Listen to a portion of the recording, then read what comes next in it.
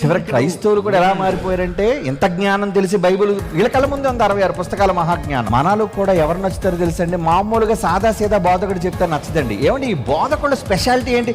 ఈయనండి అగ్రకులాల నుంచి దేవుణ్ణి నమ్ముకున్నాడు. అగ్రకులాల నుంచి నమ్ముకున్నాడా? సిగ్గు లేదా మాట చెప్పడానికి? సిగ్గు లేదా అని అడుగుతున్నాను ఈరోజు. తిట్టుకుంటూ ఐ డోంట్ కేర్.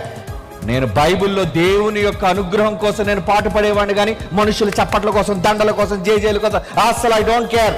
మీ గొప్పలు నాకెందుకు అని మినిస్టర్ గారు నాకు చాలా చెప్పారు. పెద్ద దండ వేశారు, గజమాల. ఎవడకు కావాలి ఇవన్నీ? దేవుని మాటకు లోబడేవాడు కావాలి.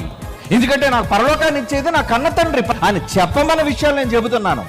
ఏమిటి మరి ఈ విషయాలు చెప్తే కొంతమంది బాధపడతారు కదా, బాధపడినవ్వండి. రోగికి ప్రమాదం కలిగినప్పుడు అతనికి ఆపరేషన్ చేసి అతనిలో ఉన్న చెడును నిర్మూలించటం అనేది ధర్మం అయితే, ఈ సమాజానికి పట్టిన కుళ్ళును సంస్కరించొద్దా? ఇదే రెండంచులు గల కత్తి తెగిపోద్ది దేనికైనా.